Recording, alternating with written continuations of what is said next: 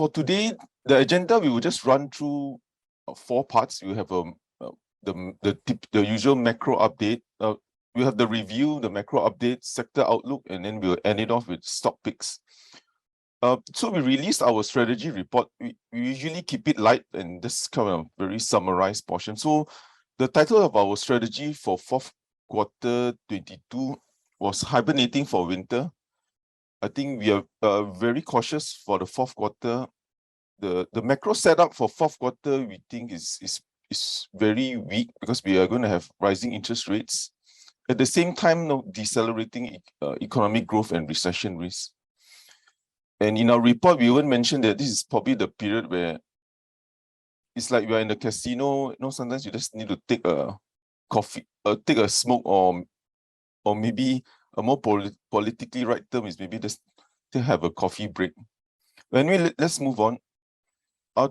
As usual, our disclaimer, let me just have a quick run through. I know most don't really read it. The fonts might be a bit too small anyway. So this seminar is not purely for educational purpose, not financial advice. Again, we take a lot of information from public sources, and also this is doesn't really mean things to take into consideration every attendee's individual investment objective or needs. Do seek advice from your financial advisor regarding the suitability of any of the recommendations. Okay, with that out of the way. Okay, so we're just going to give a review of what happened only on the 3rd quarter and with some year-to-date performances. So our first slide here is basically a reflection of the year-to-date performance of the various asset classes in US dollar terms and also in the 3rd quarter. So on the left, you have Straits Times Index. In terms of the Sing dollar performance, I think we were actually up 0.9%. But just that when you convert it into US dollar, you can see that the STI was down 2%. Likewise, we were probably flat year to date. One of the worst performers during the quarter was actually the Asia ex Japan, which is essentially a lot of the tech names are here. You have your Samsung, Tencent. So that was one of the worst performers for the 3rd quarter. Surprisingly, we also have REITs here, which should not be so volatile, but it's actually one of the worst performers. And year to date, in US dollar terms, at least now, is down 19%. The other performer was, of course, we have the Nasdaq US stocks and, of course, bonds, which was supposed to be the safe haven. But this is a corporate bond ETF, supposed to be a safe haven. That was also sold down. I think you can see the relationship. I think anything that was bond or bond-like was getting sold down, like REITs and of course bonds. Gold is supposed to be your hedge. It's not working now, and especially when you have fewer negative yielding assets. And when interest rates rise, I guess the story for gold was that if you had a bond route, when bonds are being sold off, the expectations was that the liquidity might flow away from bonds to gold. Just to avoid the sell down that you're getting from bonds, but I guess that didn't happen. Commodities did very well, but again, that they also gave back some of the returns in the 3rd quarter. But it remained the best asset performer. So our title was basically, cash was really the outperformer for the 3rd quarter, or even for the full year 2022. Just 2 more slides on the review. We were just going to give you a snapshot of the STI 30 component stocks. How did the various sectors or stocks perform? So on the top left here, you can see that the banks, DBS especially, was the best performer in the 3rd quarter. In terms of the best performing stocks on the STI, Jardine was one of it, in part because of the recovery in Astra Auto, but also because of their commodity-related businesses. If you look in detail, the results where their earnings almost doubled, most of it came a lot from commodity-related, which is coal or coal mining-related businesses. Likewise, DBS and of course Yang Zhejiang, which continues to rally as they get more. The order book is expanding from container ships to even dry bulks, and hopefully they will get more LNG contracts, which will give them a typical blue sky scenario, because LNG is probably the hottest vessel out there right now. REITs continue to be the soft spot. Now you can see the sell down across all the REITs. Here are some of the worst performers on the STI for third quarter. Of course, we have SETS. I think it was not much I can say, so we're a bit more accident prone here. And then we have Dairy Farm, which the results was especially weak, due mainly to their exposure to Yonghui. So Dairy Farm should have performed well because reopening in Indonesia, but Yonghui, their China supermarket, the associate is now registering huge losses. So that is the problematic area for Dairy Farm. They call themselves DFI, but we just kept it at Dairy Farm. No one actually remembers DFI. The last one, the third worst performer was Keppel DC, again in line with all the REITs, which I think our analyst Darren will elaborate a bit more. Finally, we just had one new slide on currencies. Since these days currencies move as much as equities. So this is just for reference. I guess you can also use it as your holiday chart. But again, the ones on the left here means negative, means the Sing dollar underperformed, and here outperformance. So just to give you a sense for those who are not really updated with the currency. So one of the reasons, just to preempt any questions, one of the reasons why the US dollar has done so well is essentially two reasons. Firstly, is of course the interest rate differential. Interest rates in the US is much higher than Europe. But the main question is like, why is the US interest rates much higher? So one of the reasons is because of the stronger economic growth. So because the economic growth is stronger, and the Fed was able to raise rates faster and even higher, so you get that benefit. The second benefit, of course, which is probably not so well publicized, is that the US has become a major oil exporter. So in a way, you could also proxy them like a commodity exporter, especially their crude oil, which is their light sweet, which is the most valuable crude out there. So the US has become a major oil exporting country, and of course is a beneficiary of higher commodity price. So these are some of the two reasons why the US dollar has been one of the major performers for this year, especially against the Japanese yen. If you add like 16 plus minus 6, so it's like almost like a 22% improvement in the US dollar compared to the yen. Okay, that's it for the review. Not like dwell too much on the past. So we will just run through some of the macro themes, a bit more global and very US centric, because US is the one that dictate the macro narrative here. So the first theme is don't fight the economy. So what we mean here is that there's very high recession risk. We're not good enough to tell you it's like 99%, but so this is the yield curve. We always show this because this is has been a very good and consistent predictor of recessions. So the blue line that you see here is essentially the yield curve spread, which again, I'm just apologize, some may not really understand, but just think of it like we always say, like your 10-year fixed deposit versus your 2-year fixed deposit. No longer fixed deposits should pay higher, but why is it now that the 10-year fixed deposit is lower than the 2-year? So it means that people think that interest rates are coming down. So what it essentially means that the bond market is pricing in a recession. So whenever it inverts, which go below the zero line, it actually is a lead indicator for recession in the US, which is the beige line. So of course, this gets us nervous. Of course, some economists might predict it may not be a recession, but I know this is probably the best economist out there. It has been very consistent and it rarely inverts. So the last time inverted, of course, was pandemic. But before that, if you look at that, the last time it inverted was more than 10 years ago. So whenever it inverts, it's a really major signal for us that if not a recession, US going through a very deep slowdown. Of course, the timing of it whenever it inverts, so you're looking at the recession in the US, maybe 6 to 12 months. Of course, it's not the exact science, but roughly these are the timelines. And of course, this inversion doesn't really tell you, how deep will be the recession. Like you can see here, it was pretty shallow in 2008, but you know how deep the recession was in the US.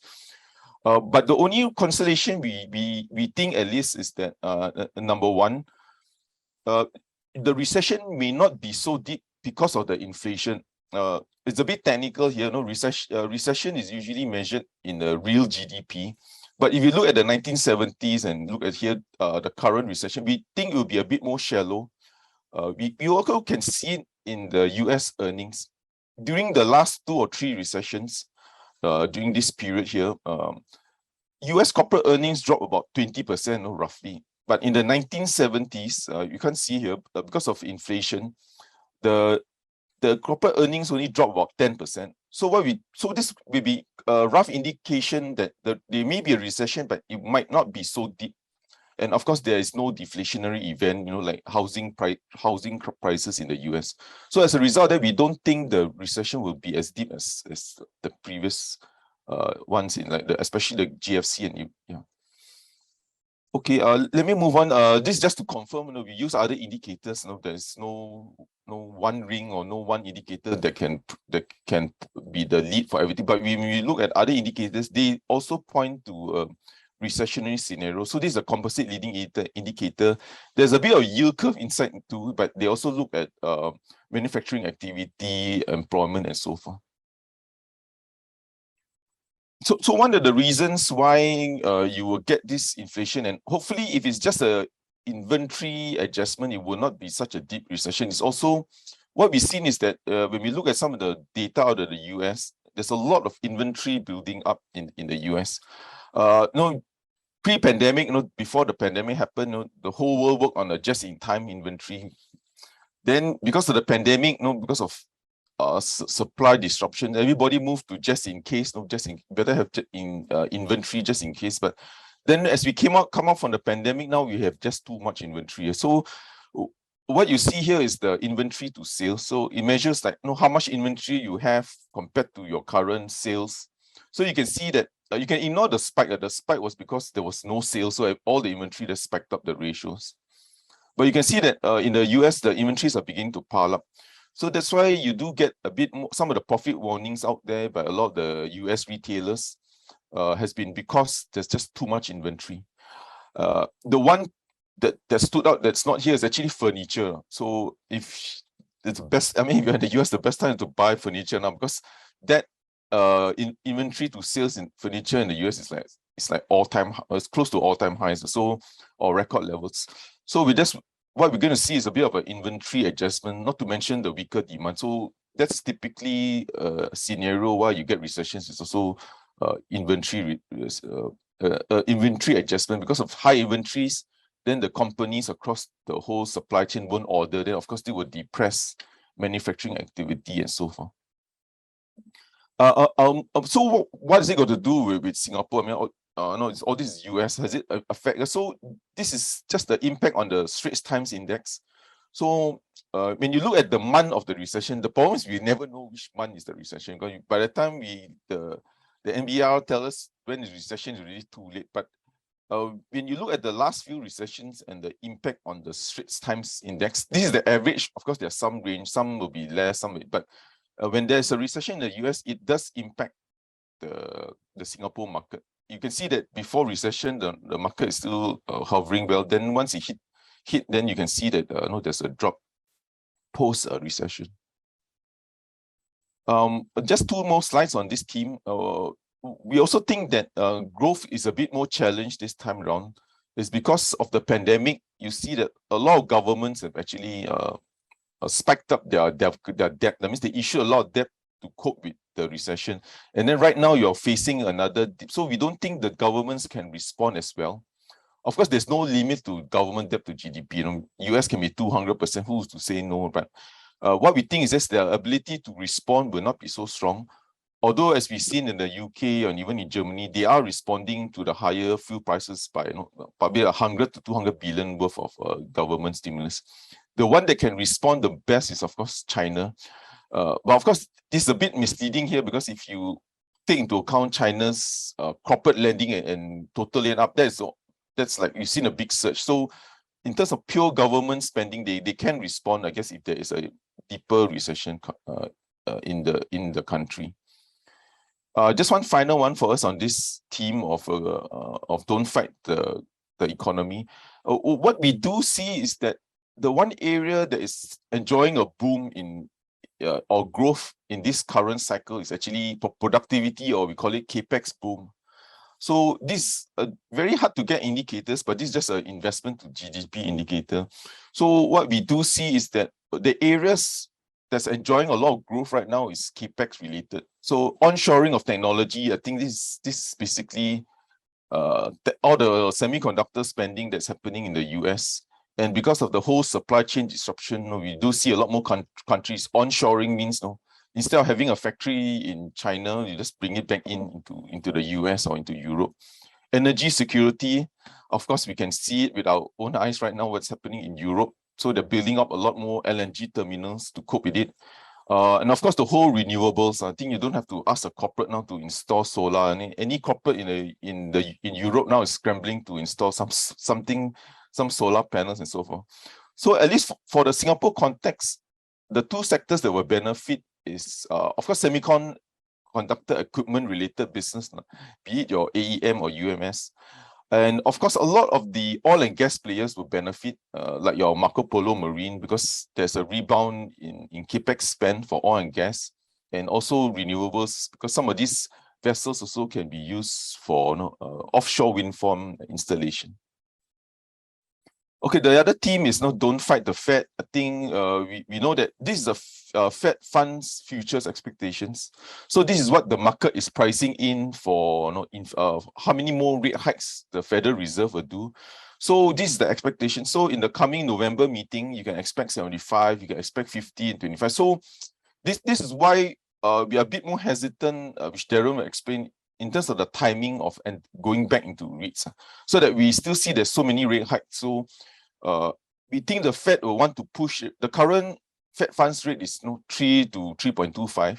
So we think they want to push it at least to 4.25, 4.5 to either be on the neutral or their so-called restrictive stance, which of course they don't tell us the exact number. But we still think the point here is that do expect much more, many more, there should be a few more rounds of rate hikes coming up. And that's why the timing for REITs is a bit tricky. We just want to get most of these rate hikes out of the way and try to PM maybe in March or maybe the December, when the Fed might be likelier to pivot. Then we think that might be the better time to go back into REITs. Of course, the other main thing, probably one of the more important slides here, not to say the other slides are not important, but this one is just this is critical because it might also suggest that the whole bull market in the fixed income might be over. So this is important because whatever stress test or whatever how your portfolio did in the last 40 years is we are in a different scenario now, because right now we're in the interest rate hiking scenario, which you can see from here before into the 80s, we have the 35 years of rate hike of interest rates going higher.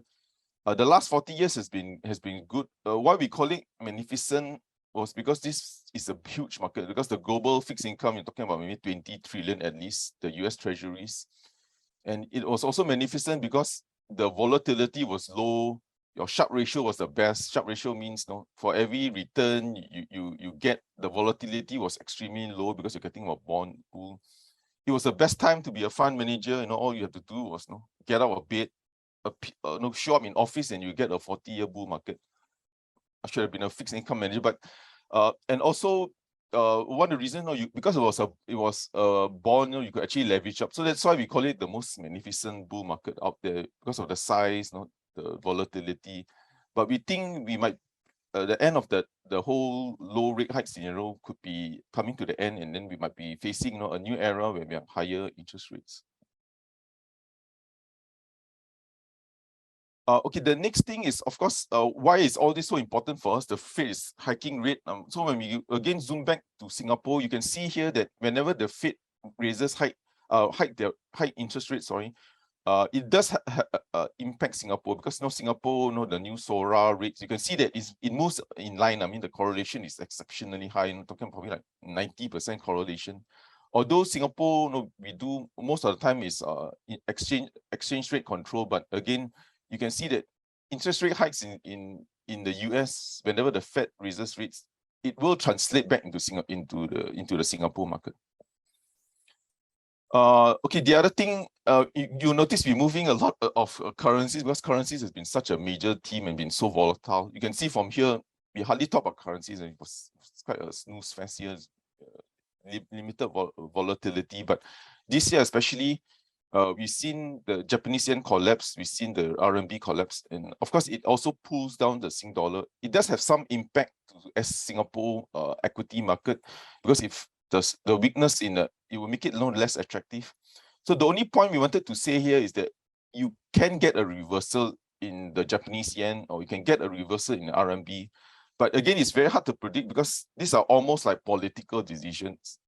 Why we say that is that for the yen to bounce back up, it depends on the Bank of Japan whether they want to do this so-called yield curve control, which is in a layman terms means let's keep the interest rates lower.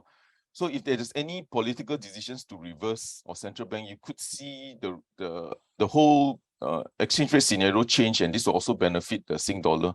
Likewise, in the RMB is also a political decision. I guess we all know why. The whole reopening, if for whatever reasons they start to reopen, then this could also pull up the RMB and also help the Sing dollar.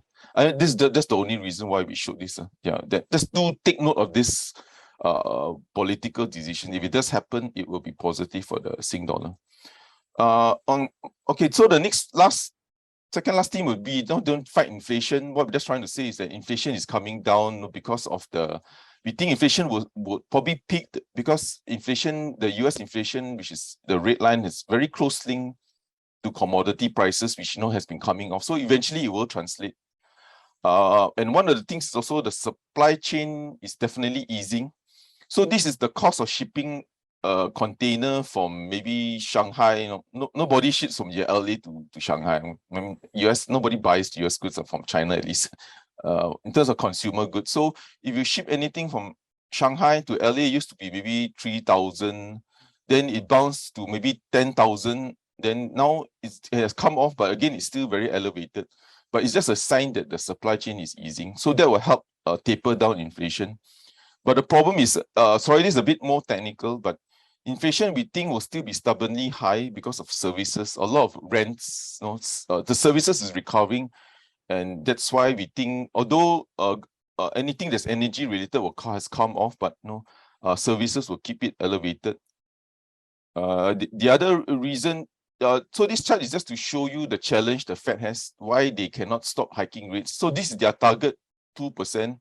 I really no idea how they're going to do it, but their target is to bring this down to 2. They are based on their summary of economic projections. They're looking more at 2023. So they still have a long challenge, especially if you look at these beige lines here.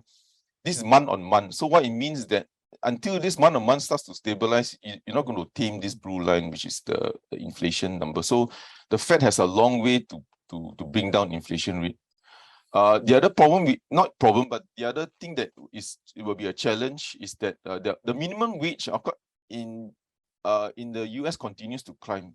This is one of the strongest growth rates in I don't know how many decades, since the 80s. So what we've seen is that minimum wage, and why we use minimum wage is because if the minimum wage rise, you will see the cascading. Because if the minimum rise up, then you will see the other levels of employment want to have, if the minimum wage is up, why can't I get higher wage? So this thing will cascade upwards. And that's one of the reasons why if wages are strong, income is strong, this will continue to there will remain to be very, so even though rents are up, but if people can afford paying it, obviously it will continue to climb. I'm mindful of the time, so I won't go too deep into macro, but what we think is that at least for Singapore, we can fight off the recession that's coming on from the US, and now we'll try to explain why. Firstly, not to mislead anyone, Singapore will face a slowdown. So what we like to use is the PMI. At least directionally, you can see that whenever the PMI drops, so right now the August PMI is down, so it will give us a sense that the December GDP will also be down. So you can expect the GDP will also be sliding for Singapore. But what we do see is that the domestic economy in Singapore is very strong. So we just got our retail sales. It's up almost 18%. This is a 3-month moving average. But do know that pre-pandemic, Singapore retail sales was exceptionally boring because it hardly moves. It's probably like 2% growth per year. But right now, retail sales in Singapore is 20%. So you go to most shops, especially F&B, it's going to be, it's like almost revenge spending, revenge eating. And Revenge discretionary spending, if you look at discretionary items like watches and all that, these are growing like 30-40%. So the domestic economy is exceptionally strong in Singapore. This is a favorite chart for certain parties out there, certain authorities, but this is the GST. So the other way to measure how strong domestic consumption is the amount of GST collected in Singapore. So you can see that pre-pandemic GST was probably 1%. That's why maybe we needed to raise GST. But right now it's growing at 16%. So all of us are spending a lot and paying a lot of GST. But anyway, so what is just another reflection of the strength of the local economy. So the key thing is like what's driving the strength of the Singapore economy. Firstly, we have ample jobs. So this is the amount of vacancies we have in Singapore. It's like a record high here, and the other ratio is like the vacancy to unemployed. So the amount of jobs out there compared to someone who's not working is about 2.5. So the person who's sitting in the house right now not working, there's about 2.5 jobs for him waiting out there. If you track it all the way back, this was the best since 1997. So the employment market is like the heydays of the 90s, when the Singapore economy was growing so strongly. And the vacancies is not just for all jobs, it's also for PMET. So even at the managerial level, the vacancies are at a record highs. You're talking about maybe 50,000 plus.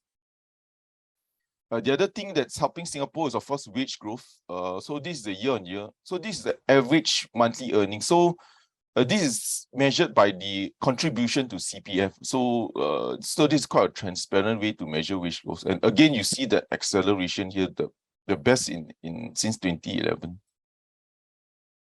Another reason why the Singapore economy is doing well is the influx of the population. I'm just using residents, not total population. So we usually, in a typical year, we usually get like 30,000 new residents, but in 2022 we got 90. So we got like 3 years worth of residents just surged into Singapore, or entered Singapore in the 1 year. So obviously this has been a big help to the property market too, and of course to the whole domestic economy. And that's why you should try renting a home now. You probably won't get it anyway. Yeah. And of course the other big boost we get, so tourism is like 5 percentage points of Singapore economy pre-pandemic, which is a big number. I mean, because Singapore, you usually grow maybe 2%. So what you see is that tourism is returning with a vengeance, and you see this in the hotel room rates. We call it RevPAR, so it's like hotel revenue. So we got, I think in last month, we had, in July, I think we had record room rates. That means the highest room rates on record for Singapore. So you can see here, this is the RevPAR in Singapore. This is like, I don't know, the tripling, and we're just like, I think just a little bit off the pre-pandemic levels. So you can see this big surge here, and this is before F1. So I think with F1, you probably could see a RevPAR number here. So all the hotels are doing exceptionally well. Of course, we're not sure how the cost is. I know this is just revenue. We don't have the cost here, but in terms of, these are the you see a big rebound in revenues for the hotel industry here. Okay, the only one negative, if there is a negative macro for Singapore, is the collapse in our FX reserve. But not to panic, but again, we just wanted to show, just for everyone's benefit, to understand the macro in Singapore.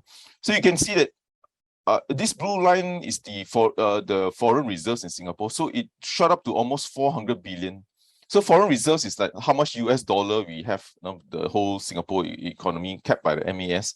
So you can see that it collapsed. The red line is the change. And one of the reasons is, of course, because we transferred a lot of it. You can see the numbers here. So we used to get maybe plus 8 billion US, minus 8. Then the last 2 years was very strong. But we transferred a lot of it to GIC. It's I can't say much about it. It's one of the reasons that we moved a lot of it to GIC for the management of our FX reserves. Some of it was also devaluation of other currencies, because if you hold other currencies, the US, because all this is measured in US dollars. So because of that, you could also have some mild impact on the reserves. And also, the less known is how much is used for currency intervention. But usually when they intervene, so what this is, we call it the recentering, a bit technical here, but the MAS, when they want to go the most aggressive and try to prop up not prop up, but at least to appreciate the Sing dollar. You can see here in the green bars here, but you can see that it has a mild impact. It doesn't cause it to cause the reserves just taper down a little bit. But we think most of it was mainly due to transfers of GICs. So it's really nothing to panic. It's just transfers to GIC for them to manage the FX reserves. So you can see here right now is also one of the most aggressive now because we are recentering the exchange rate. Last two slides. So in terms of the market looks attractive for the STI in terms of PE.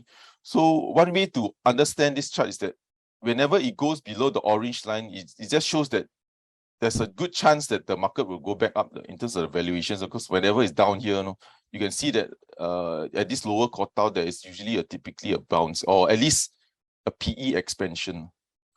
When we measure it against interest rate, so what we took was the PE, we change it into a yield. That means the PE, but we do the opposite of it, and then we measure against the 10-year yield. Sorry, this is a bit technical, but just wondering whether does the STI's PE valuation look attractive, when we take into account the rising interest rate. So it also is, compared to history, it's not as low as the just pure PE, but it is looking cheap. Sorry, this should be reversed. This is an error here. Okay, I think I'm going to hand it over. I'm just mindful of time. We want to end this because we always exceed our time.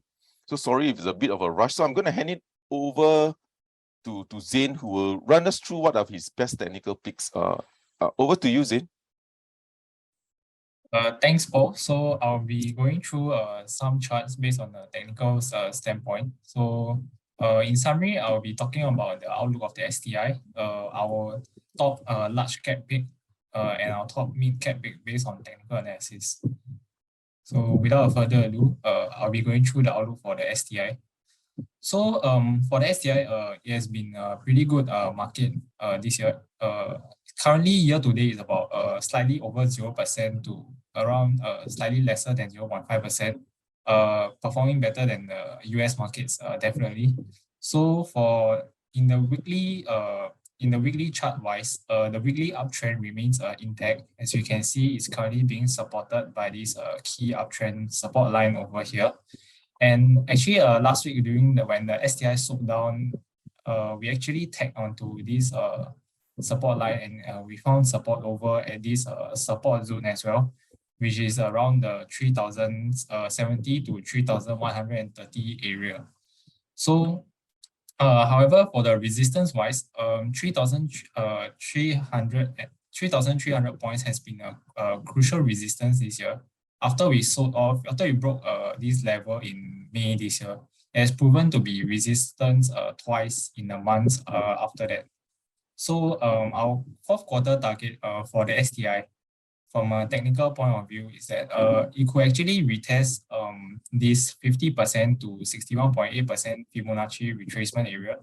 That's about 3,270 to 3,330 points over here. So it also coincides with this trendline resistance, which has proved a resistance since the start of this year.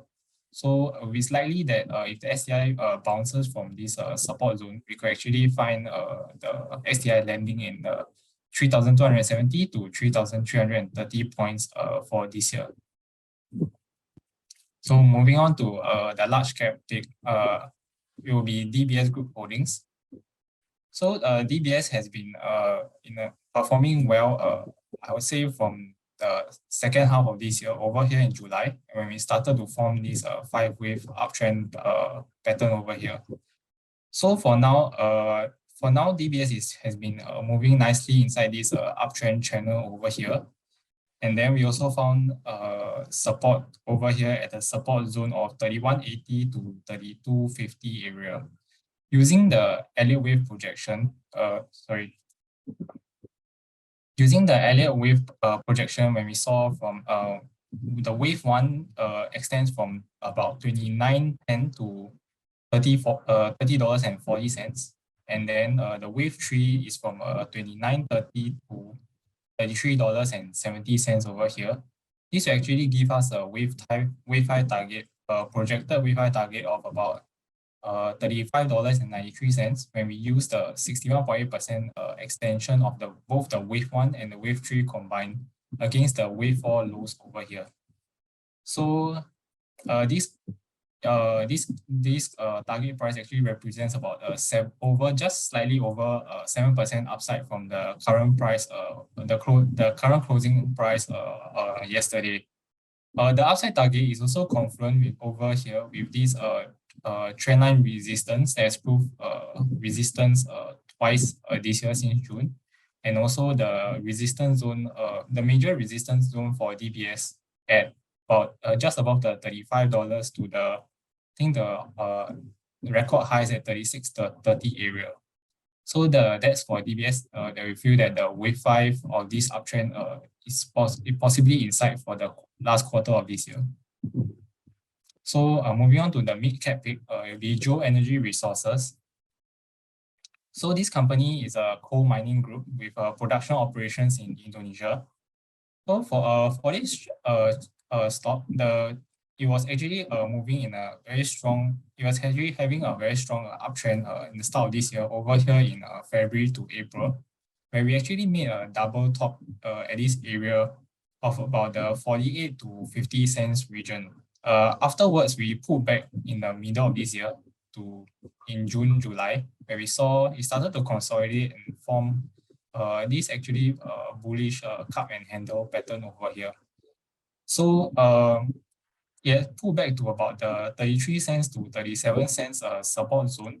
And then when we look at the neckline resistance of the cup over here at about 42 cents mark, and we find out the length of the height of the cup from 33 cents to 42 cents, that's about 9 cents in terms of the length. And then if we project it to the possible breakout point near the around the 40 cent mark over here, this gives us a projected target about 49 to 49.5 cents.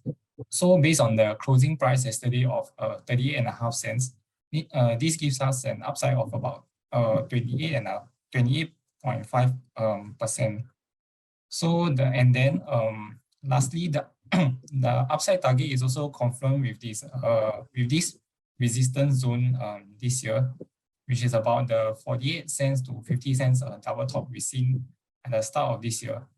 So that's the possible chart movement for Geo Energy Resources if this bullish cup and handle plays out.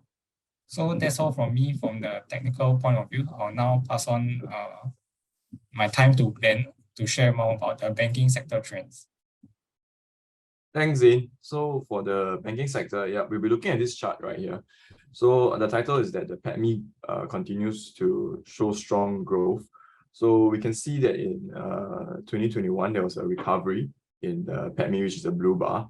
And in 2022, we also expect that this recovery will continue and into 2023 as well. So just a quick recap on the bank's recent quarter results, which was the second quarter. So overall, the bank's net interest income, it rose 17% year on year on the back of net interest margin improvement of 8% year on year and loans growth of 8% year on year. However, the fee income was a drag and it declined 10% year on year. And this was across the board for all the three banks. So this resulted in PATMI growth of 15% year on year for the banks for the second quarter. So if you can see the red bar here, we expect that dividends will rise in the full year 2022. However, more of a prudent stance, we expect it to sort of taper off into 2023. And for the PATMI growth, we think that it will continue to grow for the next 2 quarters of 2022.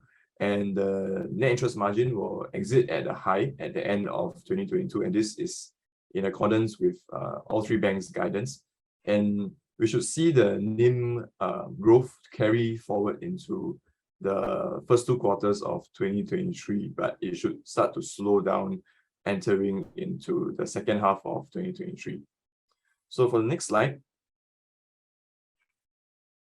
this is just a chart again. A chart of the average NIMs for the three banks, and this is against the interest rates, the SIBOR and the SORA. So how does the banks, how are they affected by the rising interest rates? So the banks earn a spread from the interest rates. So when the rates go up, they can actually earn more from the money they invest, but yet maintain the same amount paid to their customers. So this extra income actually goes directly into the bank's bottom line and into their net interest margins. And we can see that reflected in the results. So we expect that the interest rates are only going to continue to climb, as you can see from this chart here. And we can see that the NIMs are actually quite closely related to they follow the interest rates quite closely. So we should expect even higher NIMs, net interest margins for the banks moving on into the rest of 2022. However, there's of course a worry that with higher interest rates, there's a fear that the loans growth might be slower. And the banks have sort of reflected that with changing their guidance from high single-digit growth to mid-single-digit growth for their loans growth. So the Singapore loans growth, yes, there will be some slowdown, but we should see higher loans growth in the rest of ASEAN as the Malaysian and Indonesian, as well as the Thai economies, or reopens and recovers from the lockdowns. So this growth in the rest of ASEAN should be able to buffer the slower loans growth in Singapore. And as such, we maintain overweight on the banking sector and remain positive on the banks. The bank dividend yields are attractive with upside surprises due to excess capital ratios. And the stable economic conditions in ASEAN, and as well as the rising interest rates, remain tailwinds for the banking sector. So that's all I have for the banking sector. I'll now hand it over to Darren for the REITs. Thank you. Thanks, Glenn. Thank you, Glenn. So for REITs, here's our overview. So basically, there are a few pressure points for REITs. And right now, the main one is definitely the interest rate spike. So as you can see from the graph over here, this is actually the spread of the dividend yield spread over the Singapore 10-year government bond. So basically, you can take the Singapore government 10-year Singapore government bond as like a fixed deposit rate. So as you can see on the right side, the spread is very narrow now. It's like 1 to 2% as compared to the average of about 3-ish%. So you can think of it like, let's say if you get 3% on your dividend on your fixed deposit, you might as well just in a risk-free fixed deposit, you might as well just invest in a risk-free fixed deposit at 3% instead of investing in a REIT, which gives you like a 5% or 4% dividend yield. So the spread is actually narrowed, and it's now trading at near -1 standard deviation. So we also think because it's trading at these levels, we don't think that the REITs have actually priced in fully the risk of like the rising interest rates and the macro conditions going forward. So there are also some other risks like for the REITs. So one of it is the high interest rates. So with higher interest rates, the DPU that the REITs can pay out will be much lesser because they have to pay they have to pay higher interest, and they can because of that they have to pay less. They can pay out less dividends. And then a next factor is because of the rising interest rate environment. The discount the discount when you discount over the investment property, right, is higher as well. So the value of investment property will be affected. So it will be a lower value of investment property because with high interest rates, you discount more. So that will affect the property. And then, as you can see from this graph also, the spread is lower. The spread over the Singapore 10-year government savings bond is lower, which is also one of the pressure points. And another one is for the carry, which I'll explain in the graph later. Like carry is your cap rate you get over your interest expense. So because of the cap rates are maintaining neutral while the interest expense that you get is increasing, therefore the carry you get is also decreasing, which makes inorganic growth very difficult for acquisitions. And then for the rebound in REITs, we think it may happen when we see a peak in the Fed rates, which probably first quarter in 2023, and then when they start pivoting the Fed interest rates, that we see a time that might be a point where the REITs might start to rebound. Yeah, so next slide, please. Yeah, so from this graph, so just now that graph is actually the S-REIT index over the Singapore government bond yield. And then this graph, we actually break it down into some of the individual REITs to see the dividend yield spread over the 10-year Singapore government bond yield. So as you can see in the red boxes, the left box is basically a pre-COVID, the bond yield versus the right box, which is right now. So as you can see, the yield spread is actually quite similar pre-COVID and now, which means that the local REITs actually have not really priced in the risk of interest rate hikes as compared to the overseas REITs. Like you can see in the orange line, that is prime US REIT. Prime US REIT has definitely priced in, as you can see, the yield spread really just shot up over the past few months. So because of that, we think prime is quite attractive because they're paying about 10% over the Singapore government bond yield, or rather you can say a risk-free rate. So 10% yield premium. Yeah, so the other REITs, no particular order, is just like a proxy to show that the individual REITs that are trading all around 1 to 3% for spread over the 10-year Singapore government bond yield. Yeah, next slide, please. Yeah, so for this slide, we can see the valuations for the REITs. So this is a scatter chart of about 20 over of the REITs. Not all, because it will be really messy if we add all the valuations into this chart. So as you can see, so how to read this chart, right, is the left axis is the price to book. So if any REIT that is trading higher in the upper portion is expensive because they're trading above 1 times book value. And then for the dividend yield is the bottom axis, the x-axis. So if you're trading towards the right side, it means you're paying more dividend yield and it's cheaper. And towards the left side is the REIT is paying less dividends than and it's more expensive. So as you can see, the local REITs, generally they are cluttered around the 1-time book or slightly under 1-time book and 4 to 7% dividend yield, or rather 5 to 7% dividend yield. So we because of this, we think they haven't really priced in all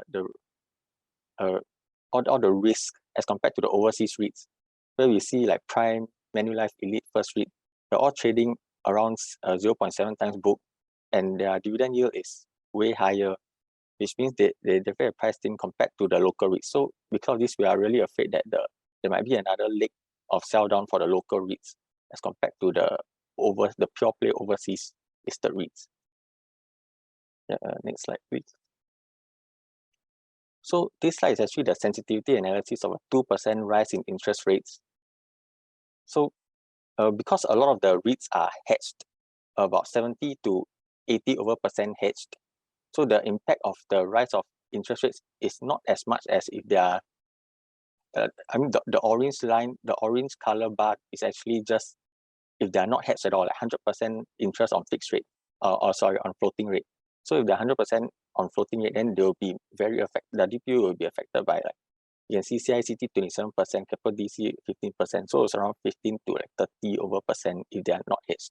But then because they are hedged, that's why their impact is not so much, like 4 to 5% for every rise in 2%.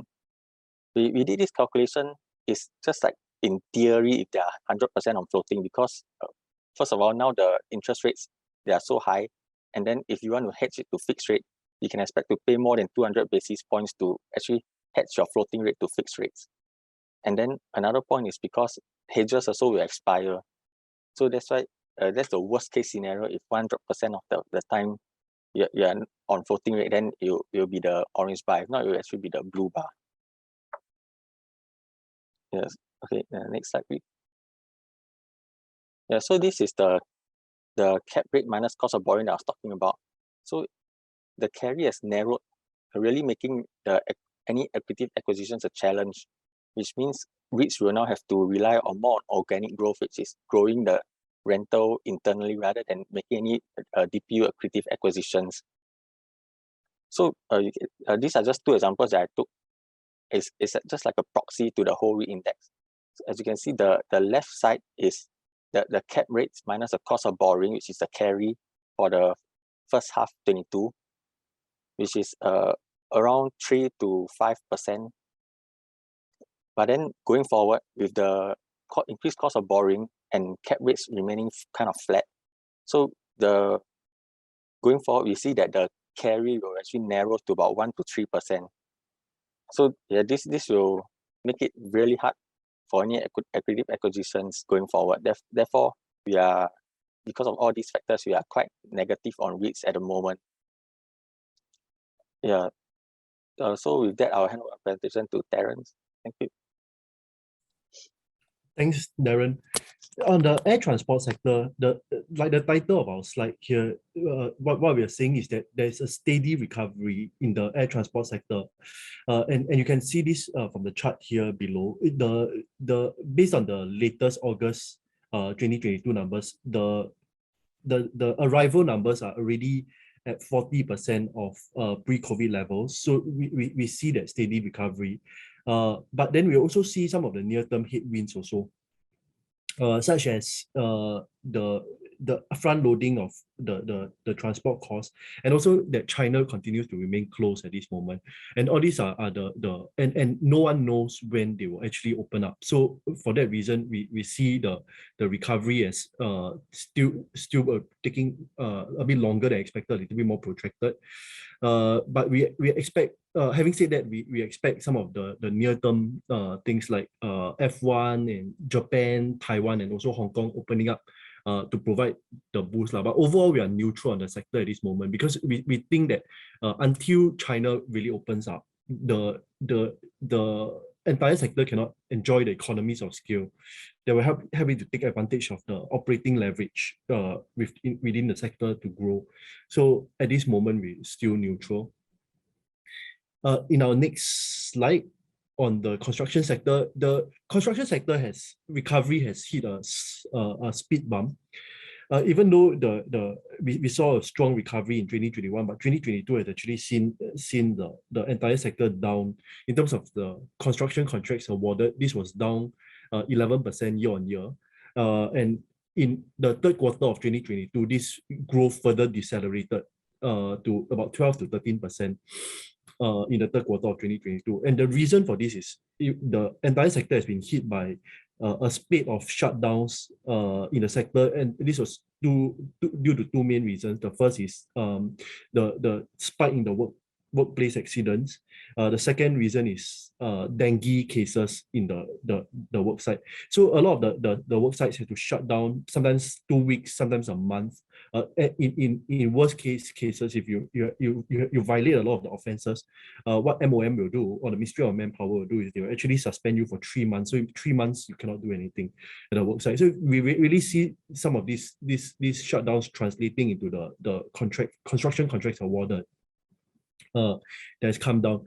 But when we speak to we spoke to the construction owners, some of them, the BRC, PenU, what they are saying is that the customers are now aware. They are paying more attention to the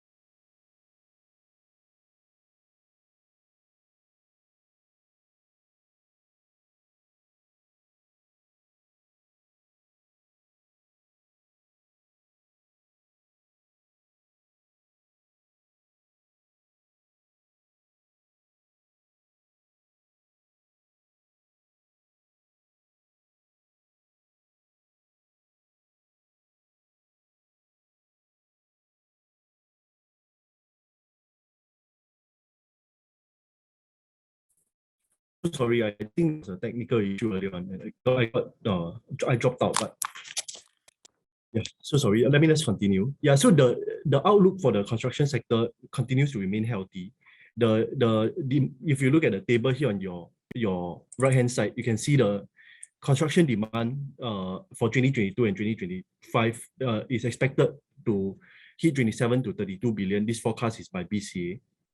And we believe that there'll be upside. There's upside bias in these numbers because due mainly to the increase in supply by HDB. So overall, we are overweight on the sector.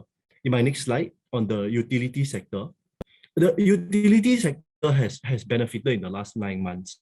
We've seen a spike in the spark spreads from the third and fourth quarter of last year until even the first half of 2022. So spark spreads, basically to understand spark spreads is the difference between the USEP prices or the uniform electricity prices in Singapore. And then what you do is you take the USEP prices, which is the price that they charge to retail consumers for electricity, and then you minus the cost, and we use high sulfur fuel or your HSFO as a proxy for that cost. So when you take the USEP prices minus the HSFO, then you get the spark spreads. So generally speaking, or naturally, the higher the spark spreads, the more these players actually benefit from in terms of their bottom line, because they benefit from the higher spark spreads. So if you look at the table here, you can see the spark spreads really surging in 2021, the third and fourth quarter. We've seen some of that growth moderate in the second half, after first half 2020, in third quarter. But having said that, the spark spreads continue to remain elevated.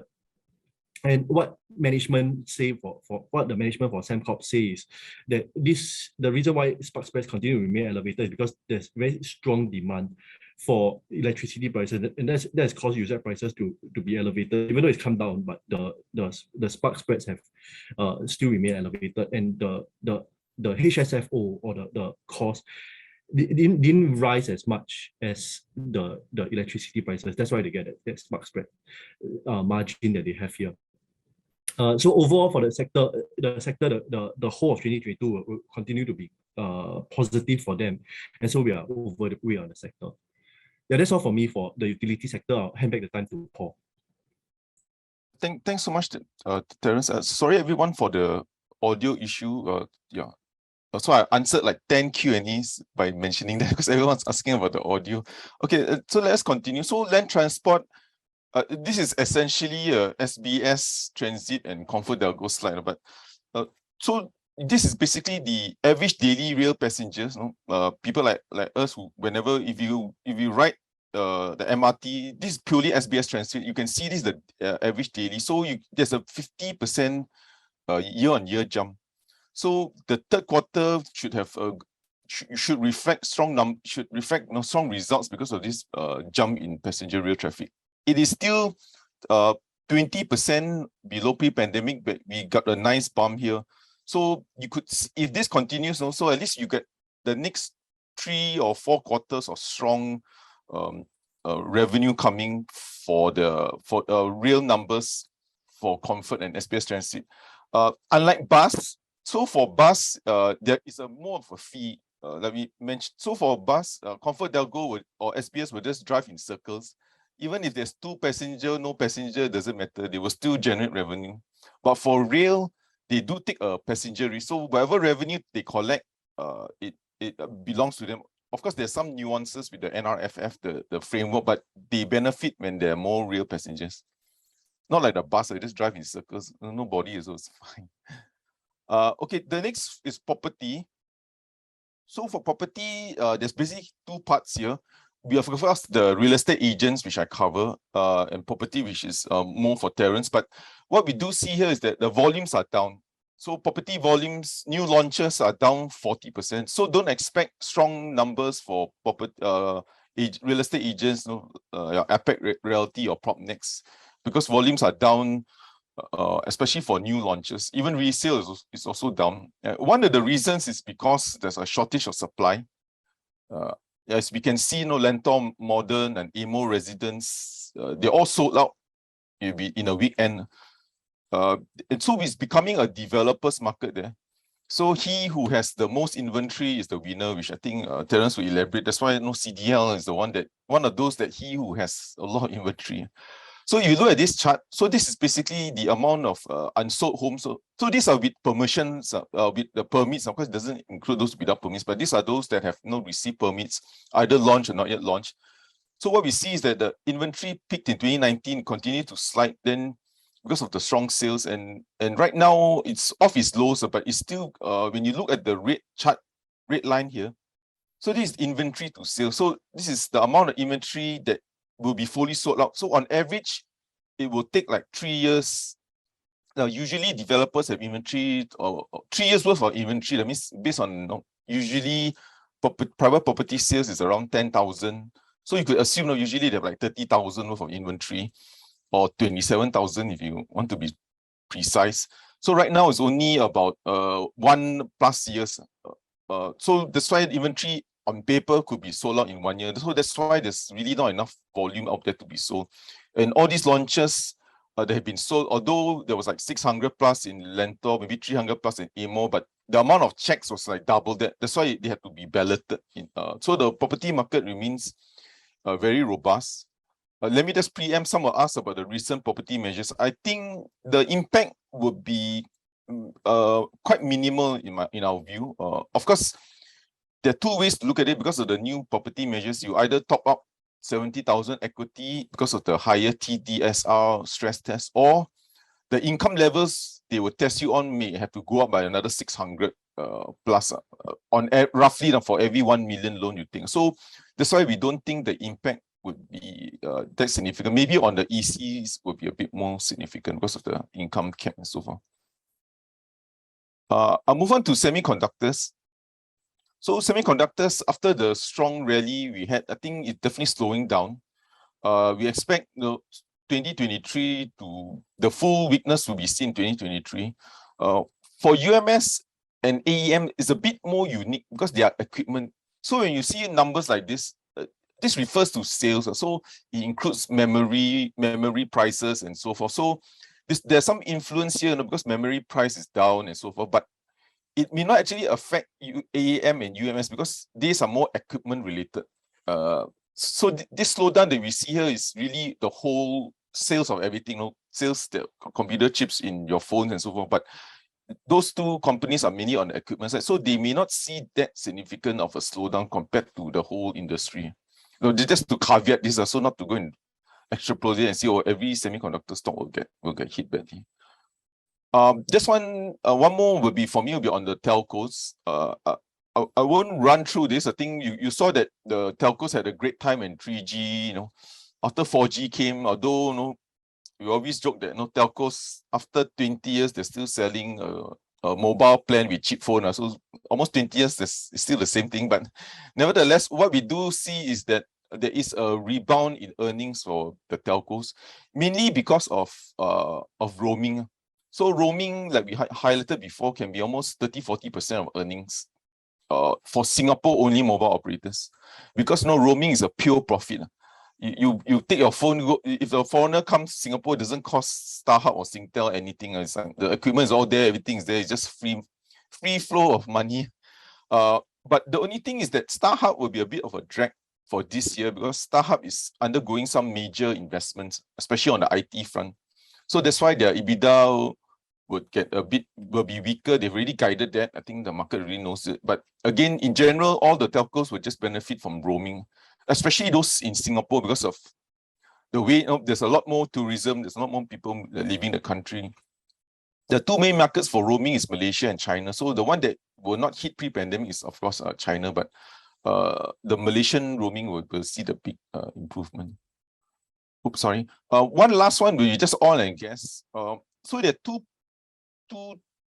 key takeaways for us from this chart. So firstly, we do think a lot of like we've seen Keppel and Sembcorp receiving a lot of orders. So we do see that there's a bounce here in capex after the collapse, because oil price went to zero. I mean, so this is a crude oil price, but technically went to zero.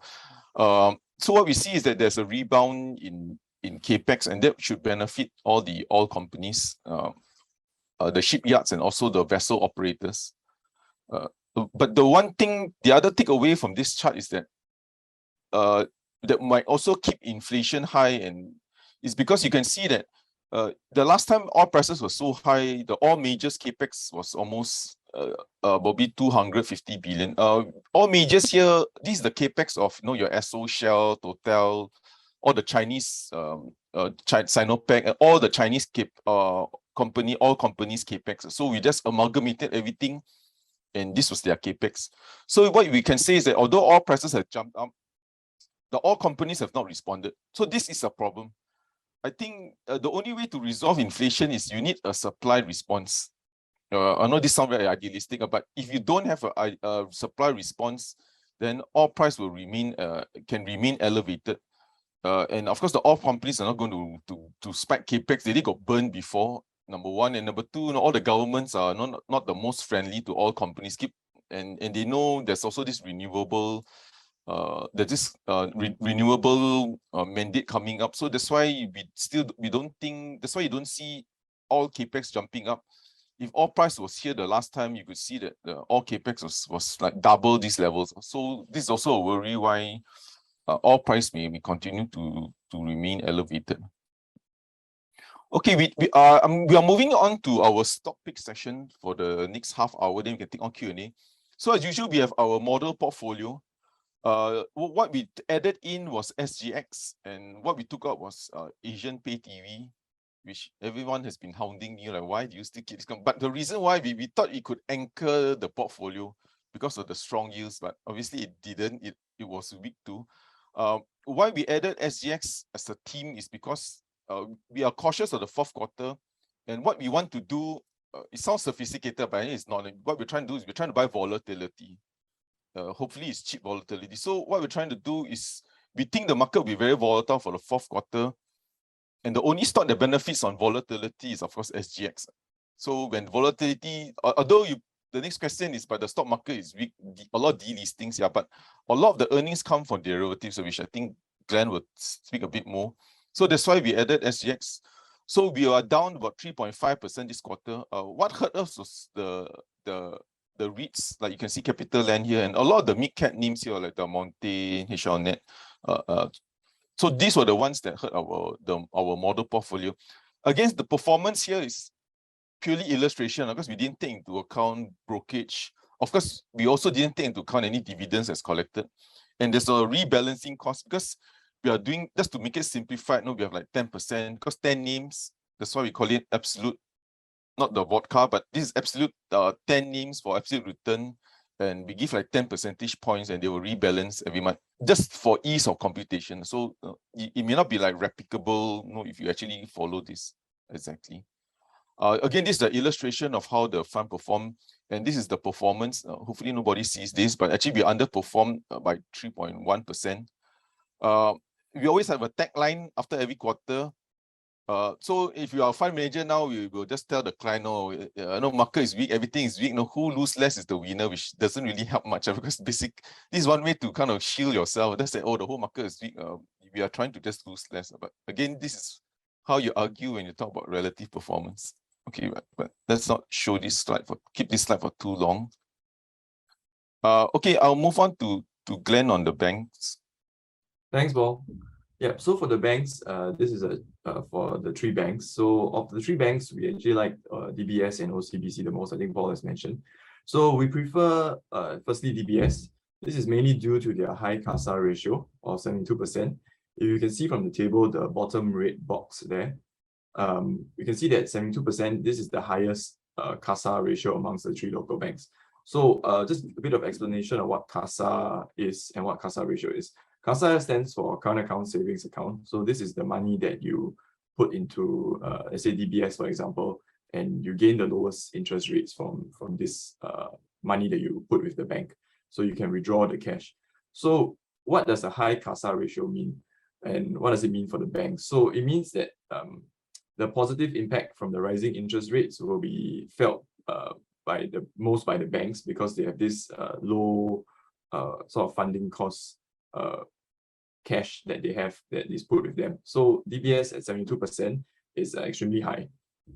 And with the rising interest rates, this will actually translate directly into their net interest margins, their net interest income, as well as lastly their PATMI. And DBS's business momentum is also very strong. And despite the economic uncertainties from the macroeconomic factors such as the slower growth, higher inflation, and supply chain disruptions, their loans and transactions pipelines are expected to be strong. And management have also said that the stress tests of vulnerable sectors and countries reveal no imminent areas of concern. So we shouldn't expect higher provisioning in the next few quarters. As such, we maintain a buy on DBS with an unchanged target price of $41.60. So now moving on to OCBC, why we prefer OCBC? It's mainly due to its upside of 20% to our target price of $14.22. And furthermore, OCBC is also currently still trading the cheapest amongst the local banks. And if you look at OCBC's CASA ratio, it's relatively okay. It's in the middle between DBS and UOB, and at 61%. So it's higher than UOB, but slightly lower than DBS.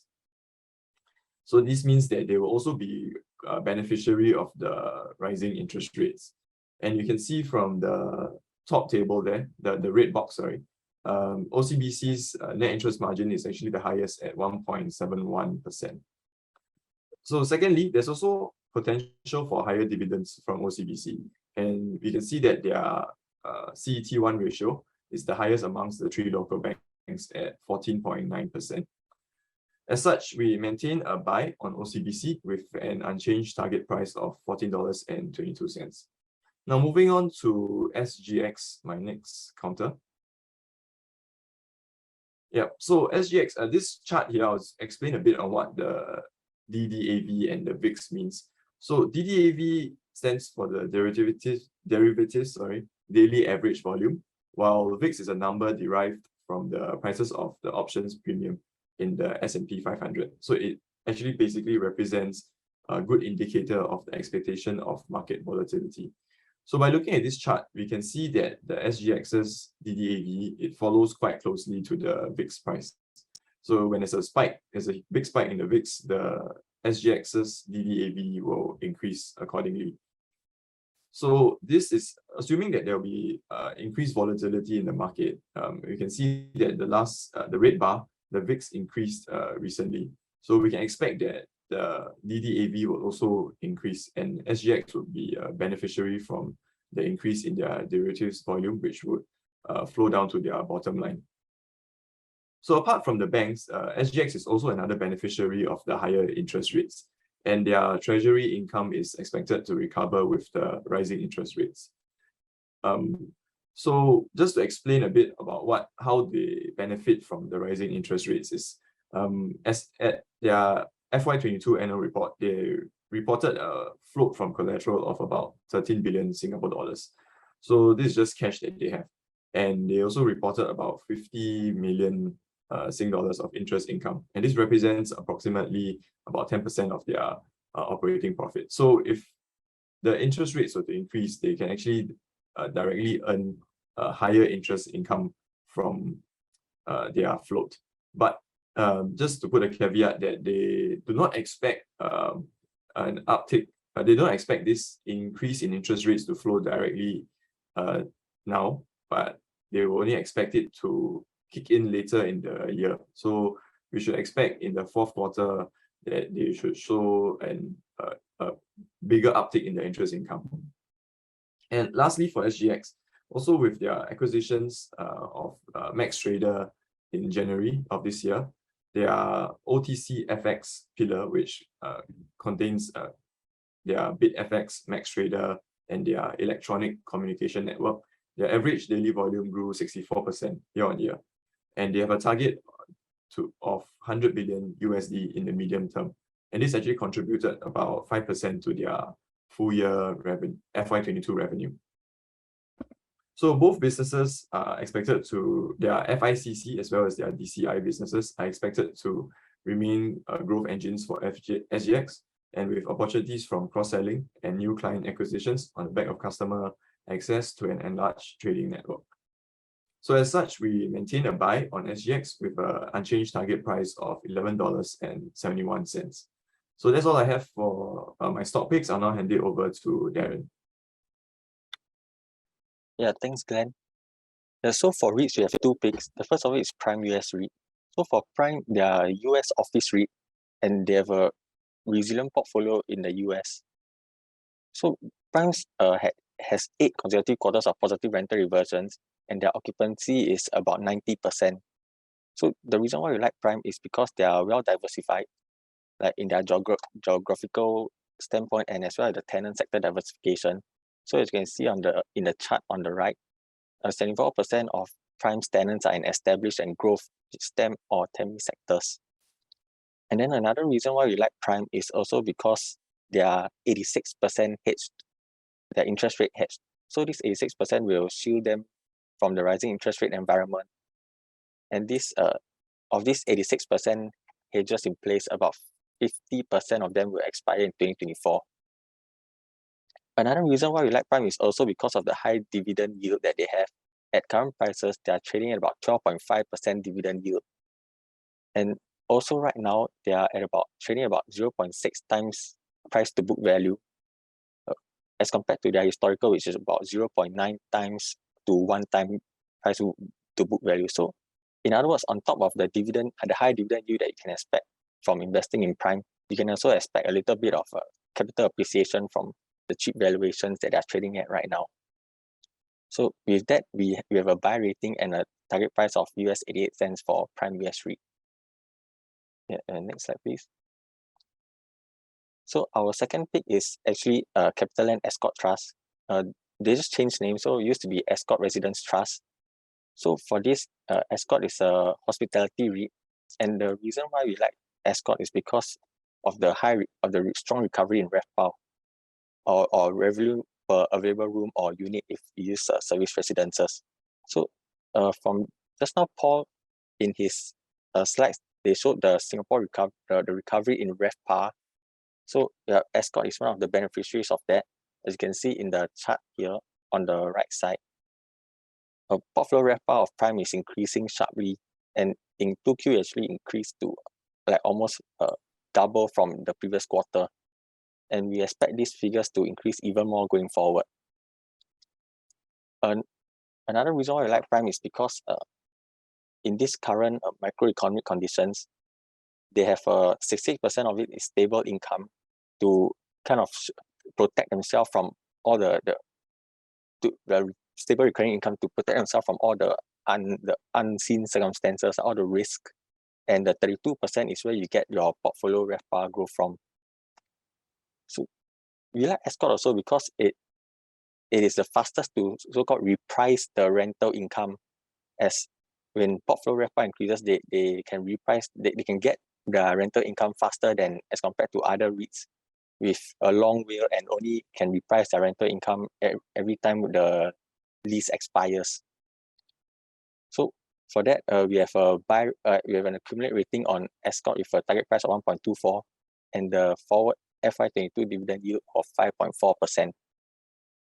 Another further reason why we like Escort is because since 2018, they have about 400 million of divestment gains, and they have already paid out 100 million in distributions, and they are still keeping 300 million of it in reserves.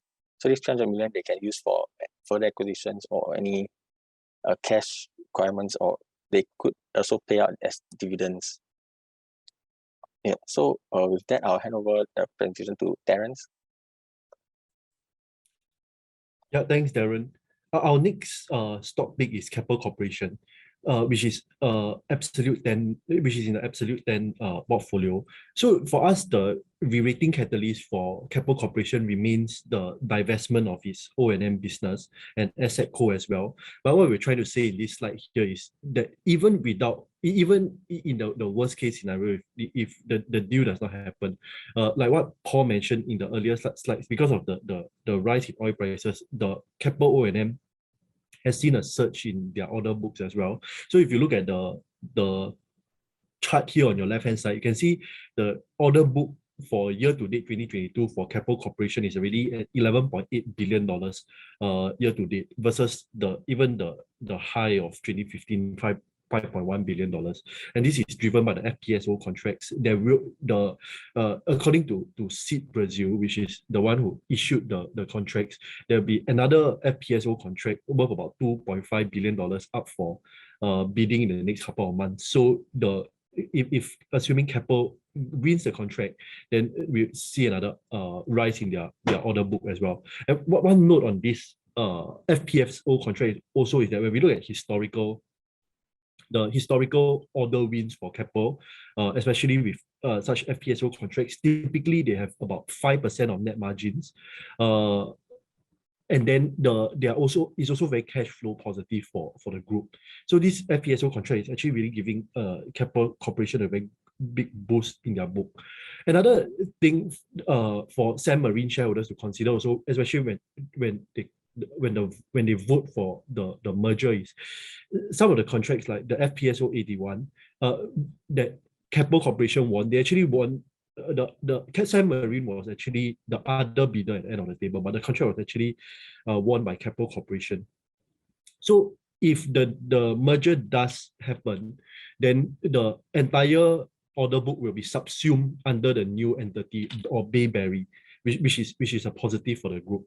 And also the divestment will also be positive because without the divestment.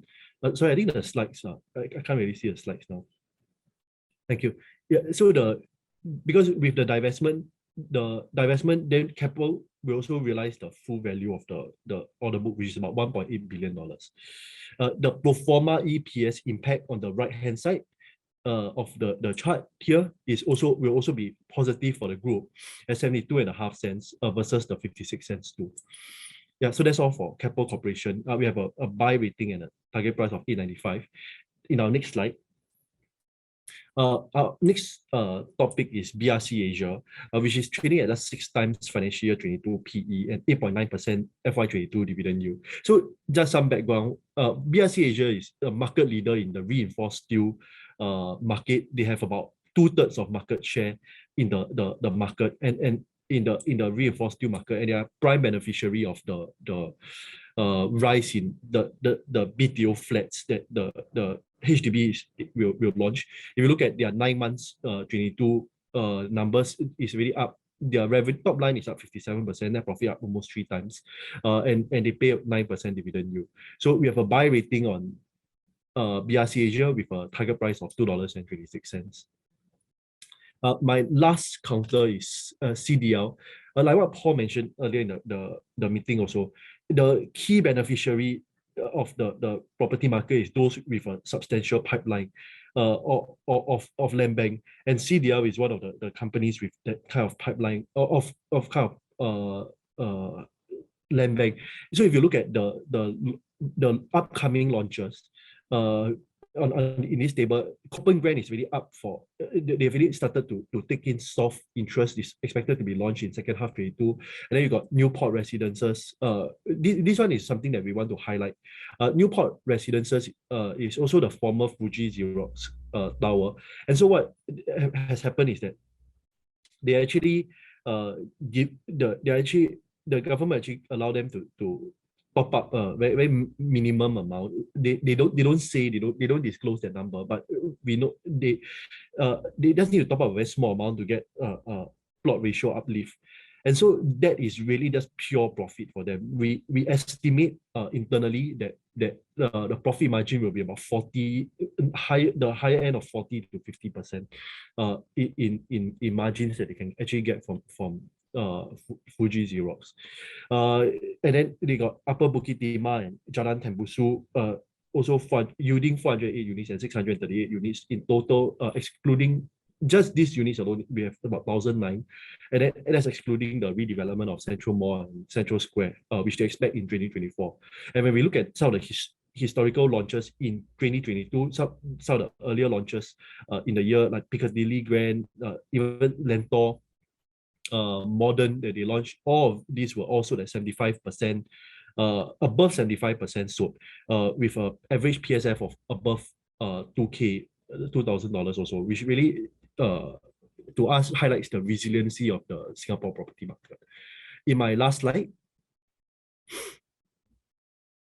So other than the CDL being driven by the property sector, and we also believe the hospitality sector will be the other tailwind for the group. RevPAR for 2022 has really risen very strongly. It's up 110.4%. For first half, this was driven by increased occupancy and rates in Europe and the US. And we expect a very strong second half as well, up 1.5%, 150% rather. So we have a buy rating on CDL, which is also absolute 10 with a target price of $9.19. Yeah, so that's all from me for CDL. I'll hand back the time to Paul. Thanks, Terence. So I'll move on to the next topic that we have is Del Monte Pacific. So Del Monte Pacific is what it manufactures like canned pineapples, fresh pineapples, canned tomatoes, but they're one of the leaders in Philippines and in the US. And also they also have not just a lot of healthy snacks and so forth in the US. So why we have to buy is, of course, it's only 5 times PE, especially for consumer stock, and they have a 6% dividend yield. So where the growth came from is, if you look at this slide, the Americas was where they took the turnaround came. So Americas, after the new management came in, or they closed factories and they focused more on branded products, where the previous Del Monte US was mainly they were more on the private labels. That means they were producing products for other brands like Walmart and so forth. But right now they're focusing on their own brands, and you can see the recovery underway. We also see this in Asia Pac, but you will notice that there's a decline here, mainly because of Philippines. So some of their items is considered more discretionary in Philippines, and that's why there's a weakness here. In the US, the other trend that is benefiting Del Monte is that because of the rising food costs, there's less consumption in restaurants and then more home dining. And as a result of this, this is also another tailwind for Del Monte US. And Del Monte US has already raised prices 3 times. And this is another reason why they can offset any margin pressure because of rising food costs. The other one is ComfortDelGro. Yeah, I know everyone's getting tired of me keep on talking about ComfortDelGro, but we shall persist. But so ComfortDelGro has the 3 businesses, which is the bus and of course rail, and also UK and of course Australia. One of the reasons why we like it is, of course, they are the beneficiary of the reopening. So if you look at the slide earlier when we talk about rail traffic, you can see the big bounce. So this will only be shown in the second half results. So you won't, because the reopening in Singapore effectively was only in April, so you don't really see that, number one. And number two was also, we wanted a stock that when they go, when they experienced the pandemic, actually came out stronger, which what we think happened for ComfortDelGro. So during the 2 pandemic years, they actually generated almost $1 billion of free cash flow. In part, of course, was government grants, and also because they cut down a lot of the capex. So as a result of this, unlike maybe airlines and other reopening place, they came out weaker, the balance sheet was weaker. But the irony was that Comfort was even stronger, the balance sheet wise. So that's why that's the second reason why we like it, because of the reopening. Of course, some will be asking about UK. The contribution of UK is small, I think about 5 to 10%. So what we think is the outlook is that you will experience the stronger earnings into the second half, and you should also expect a jump in their dividends. Of course, it will not return yet to the 10 cents that they paid pre-pandemic, but you're going to see this big jump, which you already experienced in their interim results. So most of the divisions will do well. The only thing was that the taxi continued to keep their 15% rebate, but it's still lower than the 30% they paid last year. And they are also moving to the booking app. So they are actually, because they realize that most of the bookings these days are through the app, and they also raise it from 4 to 5%. So these are some of the reasons why we like it. But hopefully we are looking at the stronger second half results, especially they will get contribution from the New Zealand rail contract too. Okay, the other one we like is a small mid-cap, which is a HRNet Group. So they're one of the largest HR recruitment firms in Asia Pac, with 45% of the revenue outside Singapore. And they've got like 700 recruiters. just to give you why we like the business model is that they make like 60 million Sing dollar profit on very little fixed assets. It's only 2 million, is like probably 2 Mercedes-Benz and that's it. So of course it's not, I'm just kidding here, but and they got very strong balance sheet. They exited 2021 with almost 300 cash. Their market cap was 700. So half the market cap is all cash. So we like it because they continue to generate very strong cash flows, about 50 to 60 million a year, in line with their profit, because there's virtually no depreciation, no capex. So they are still one of our favorite mid-caps, mainly because of the whole business model and economics. So it's one of those stocks where you just buy and keep and just let the economics run on its own, which is they will just continue to generate a lot of cash. And they're also starting to buy back shares, but there's not much volume for them to buy back. So you will see them buying back, I think the last couple of months, almost every day they're buying back shares. Last two for me will be Singtel. So for Singtel, what we've seen is a recovery in mobile ARPU across not every country, but there's a rebound in ARPU, partly also because of roaming, and also for Singtel, you know, they got India, which is experiencing a huge jump in ARPU because of the competition has consolidated to maybe 3 players to now maybe 2.5. The third player is, I guess, limping. Then of course you also get the rebound in ARPU in Australia, also in Indonesia, as competition has kind of consolidated to a certain extent. So that's why we think, and also the emerging countries that they're in, Indonesia, because mobile spending is a bit more discretionary. So as the economy improves, we are expecting a stronger spend on mobile services. In terms of the Optus fine, I know the one-off fine may affect the share price a little bit, but do note that even when they sold the Bati and they generated 2 billion, the market still, they generated 2 billion of extraordinary income. The market just shrugged it off as as a one-off, although thematically it's good for restructuring. So that's why we still think that it will be a little bit of overhang, because some might be still hesitant until they want to see what's the final compensation that might be happen. So this might be a slight overhang, but once that announces, we think that Optus fine would still be considered by the market as a one-off. The worry for me, at least, is of course the longer term implications. Will we see, because of that, a lot of customers start they lose customers, and so for that we're not clear right now. We think there should be some impact, but is it such a meaningful impact? We're not particularly clear. And do note that our target of $3.05, like 2/3 of it actually come from their associates business, and I think 1/3 of it comes from Singtel in Australia. So even though there's an impact, most of their valuations for Singtel is actually coming from the associates, because of the Indonesia and India especially. So that's why there will be an impact, but it won't be that significant to kind of affect our target price and rating for Singtel. Okay, so this is our last topic before I come to conclusions, is venture. Of course, for venture, the venture is a contract manufacturer. This is a chart of the Malaysian electronic exports.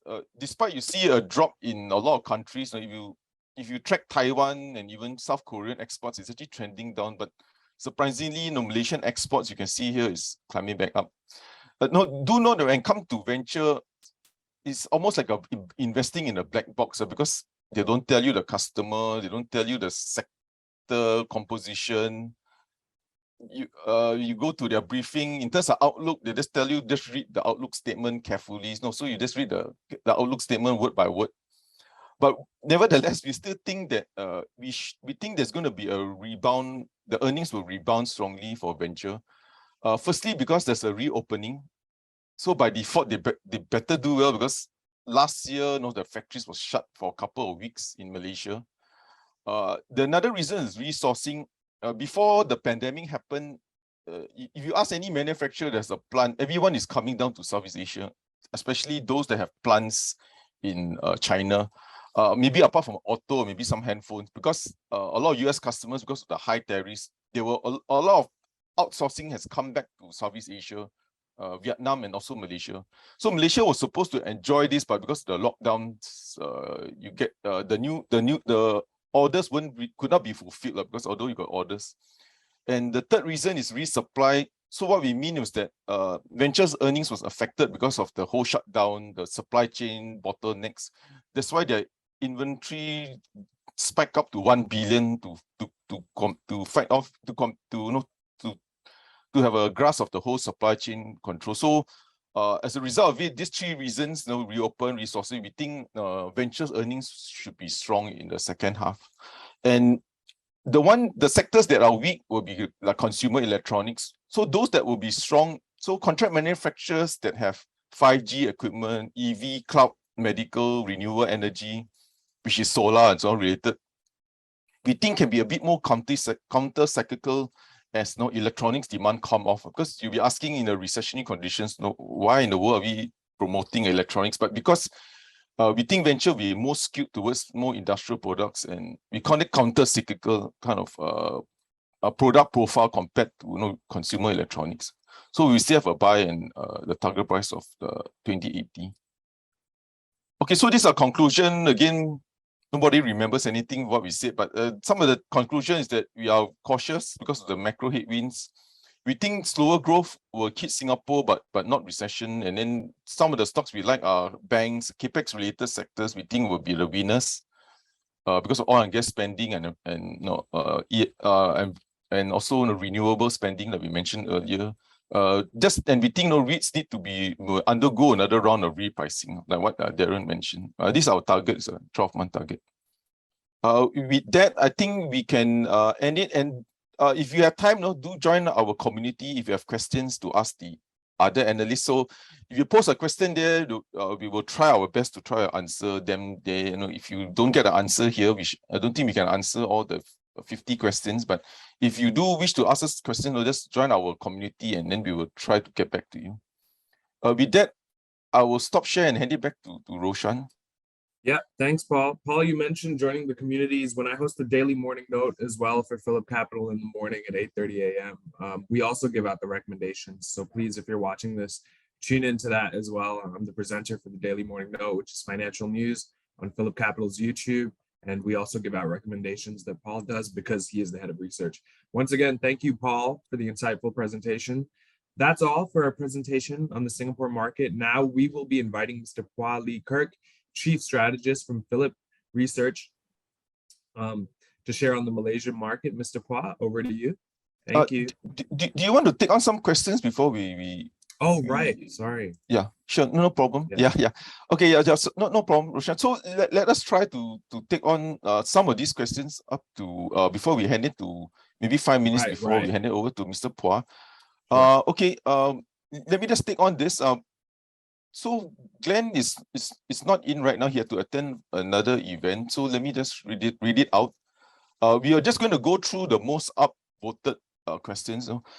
If it's expected the US to go into recession and Singapore will be negatively impacted, and the US indices drop, hence STI drop correspondingly, would it mean that there will be not much price upset for the banks since banks make up a majority of the STI? So for us, we can only focus on how the banks will perform. So we still think banks will enjoy earnings growth. We're not going to, of course, if there's a major sell down in the US, of course, it's going to impact the banks. So let us give you some sense of how much we think the sell down in the US is going to happen. Again, this is not a science, right? This is art. So maybe we won't have much art to it, but so during the last two big recessions, from peak to trough, I mean from the peak to the bottom, the US from globalfinancialcrisis.com, the S&P dropped 40-50% from the very peak to the bottom. The current sell down that we see now is probably about 25-26%. We don't think it will drop to the 40-50%, but we think there's another maybe 10% plus decline left in the US. To take into account the recessionary conditions. For it to drop peak to trough 40 means you're assuming some big deflation event, which we don't think that's happening. So that we think is the downside that could happen. But again, for us, we won't call the banks a sell, because for us, fundamentally, the banks would still do well, the earnings growth, and banks, like what Glenn said, is a very, I wouldn't say rare, but it's something that's very valuable right now, which we highlighted in some of our meetings, is that they have a variable rate loans. So if any bond manager now is scrambling to buy anything variable, so most of the banks, they can reprice. So higher interest rates, they can reprice the loans, and I think some of us might probably have got the notice that your installment have to increase, or you're going to charge higher interest. So that's the benefit of the banks. Of course, their variable rate loans not 100%, about 70% roughly. And of course, the CASA, which is like almost free money, because they don't pay us anything for savings anyway. So and when interest rates rise, they will get any increase, they get big fat margins out of the CASA, because it's low cost, which is something unique that the banks have, which wasn't valuable when interest rates was 0.5% and so forth. So they set up all these deposit branch which had very little purpose, because all the deposits collected had little value until now that the interest rates are up. So that's why we still like banks. But just to get back, yeah, I mean, if there's a big sell down in the US, no one is immune. Yeah, even if your share price did well, they will just sell you for liquidity purpose. They'll just sell you. Why is UOB underperforming in the third quarter? Okay, so the third quarter performance had a lot to do with the second quarter results.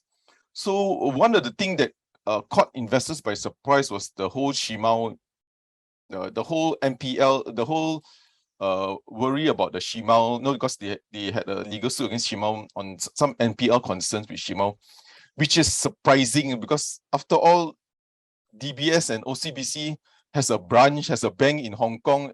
UOB doesn't have, but why, I guess in the world, do they have a China property NPL? So I guess that was one of the reasons that spoke investors to, like, oh, why are you having a China NPL? That should be the other two banks that actually have a bank in Hong Kong.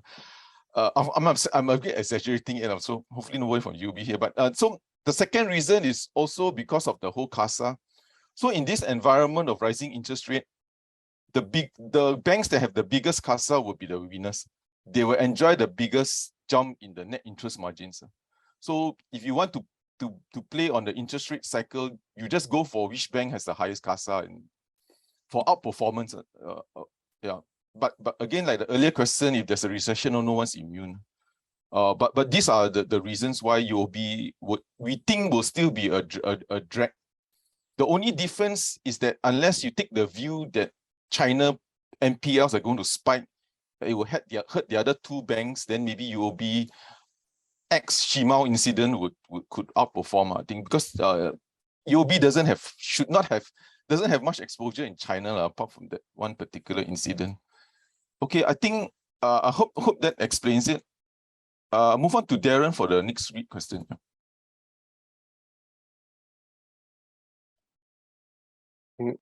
Yeah, thanks, Paul. I pick the questions with the most upvotes. Think, yeah, please share your view on REITs. You view that rate hike might or might not have peaked. Yeah, so just now in the presentation, I think I showed the spread over the Singapore government bond, the 10-year Singapore government bond.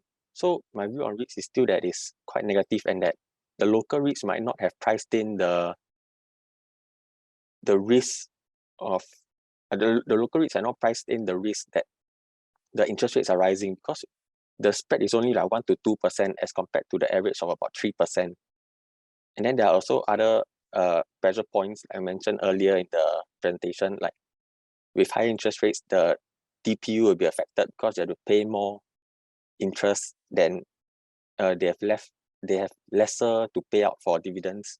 And then also the acquisitions, like the carry is also narrowing, which means it's hard to grow inorganically. REITs can only grow organically. And as well as the spread that I mentioned earlier, like it's really narrowing, except for like prime US REIT and some of the overseas REITs where the price has already corrected quite a lot, and which is why the spread you can see is actually increasing. Like prime is almost 10%. So in general, our view on REITs is quite negative. And one point where we see that it might rebound is when we have certainty from the Fed that the rates have peaked, like probably maybe in first quarter next year, and then we see start to pivot, like maybe they start to lower their interest rates, especially if we do enter into a recession and the Fed starts to see that they are raising interest rates too high, and then they might actually pivot. So that might be a catalyst for some of the REITs. Yeah, so that's the most upward. Yeah, Terence, I think you want to take the sets. Yeah, we just go for the most upward ones.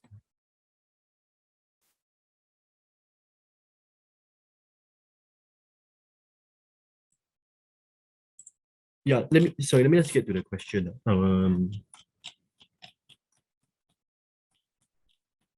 It's our sets. What is your view on sets? Is it an acquisition good or buy? Is it a buy or sell call from Phillip Securities? Oh, okay, thanks. So sorry, I can't find the question now, but I'll just take that question. So our view of the acquisition is quite negative because the multiple that they're buying 10.1 times, even though it's market rate, but there's the concern that some of that growth was actually driven by the strong cargo volume or the one-off cargo volume in 2020 and 2021. So there's a question of whether they are slightly overpaying. Then the second consideration is the $100 million of EBITDA margin that they say they can get. It is also uncertain at this stage, because they say that a lot of this will be from revenue synergies, it won't be from cost. In fact, their costs will actually creep up, mainly because they actually have to put in a lot of incentive structure for the management to be in place. So that cost will go up, but then the revenue, whether it will go up or not, is uncertain. In fact, the outlook for the cargo, the volumes for cargo has actually softened in the last couple of months. And then the rights will also be very dilutive. It's almost, of course, they're not going to do the whole issue as rights. That's not what they are projecting now. But if they issue all as rights, then it's going to be like 1-for-2, because the whole acquisition is about half of their market cap. Yeah. So near term, not positive on the acquisition. And then also, like what we mentioned in the presentation earlier, there's also a lot of near-term headwinds from the acquisition. Some of the headwinds are the upfront cost that they really incurred, and then the volume of arrivals is also not here yet, so that is affecting them a bit as well. Yeah, so that's all for sets. I'll hand back the time to Paul. Yeah, thanks, Terence. So let me move on to the next most upvoted question is how long do you think will Singapore government bonds maintain the high yield? I think we should be, like we highlighted earlier, we are just going to follow the futures forward, the Fed funds futures curve. So we think up to maybe first quarter of 2023. I guess this is probably the Singapore savings bond question, which I think is a very good product because you're passing on any higher interest rate risk to the government, I guess. Yeah, but we think it will be up to first quarter 23. Then I think that would be the best chance, because the Federal Reserve cannot keep on raising interest rate at this level, 75, and everything is just going to crack. So, but we think again they would want to push it to maybe 4%, 4.25 before they pause. Yeah. So I think that would be the level where we think then I think it will be a good time to even go back to REITs and government, because by the time the market will really probably see that the REITs have kind of peaked. Okay, let me just move on to the next one. Among the three Singapore banks, which one has the highest proportion of NPL and loan loss and bad debts? I don't have the exact number, but it seems to be based on the slides earlier. It seems to be UOB. So in terms of NPL ratio, UOB has a 1.7% compared to the other two banks of 1.3%. But again, we don't think there's a NPL cycle this time round. NPL cycle means there will be like huge provisioning, because like we highlighted earlier, the Singapore economy is very strong. Compared to, of course, the external environment will kind of soften, and maybe the higher risk will be the SMEs. And second thing is that when we did a we did this in the third quarter presentation. Before we entered into this current pre-pandemic, the loans growth in Singapore wasn't strong. So you will get to worry about NPLs is that if loans growth was far higher than GDP, but there wasn't like excess lending. So Singapore loans growth was never strong. So the risk of an NPL kind of narrowed too. And to be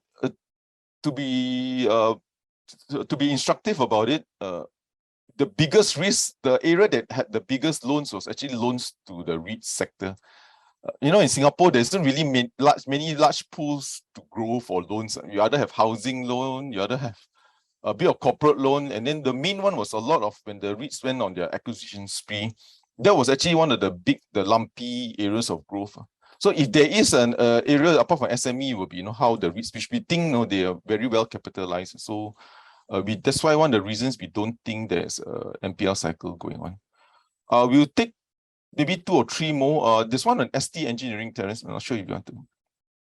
The next highest most voted is what's your outlook on ST Engineering as a defensive counter in a recessionary environment? Oh, yeah, thanks. So the outlook for ST Engineering is still positive. Their order books are at $23.8 billion. And they which is more than 5-year high for the order book, and they expect to realize most of their order book in the next 12 to 15 months. So that will accrue to their order book, and they have about $6 billion in revenue every year. And the main issue affecting ST Engineering is that they have a lot of debt. And most of their, or a big proportion of their debt, maybe about slightly less than half, was about 35% of their debt is in commercial papers. So these commercial papers are actually short-term papers. And what Paul mentioned earlier on, the current trajectory for the US Federal Reserve interest rates are projected at 4.5%, and these commercial papers that are denominated in US dollars means that whenever they have to reprice the debt, then they will be expected to go at a higher interest rate going forward. So that will have some impact on their earnings. We don't have coverage on the counter, but just a rough calculation based on that amount, that could have about 3 to 5% impact on their net earnings for the next 2 years at least. And they don't lock in the hedge their debt. I'll take the next upvoted question.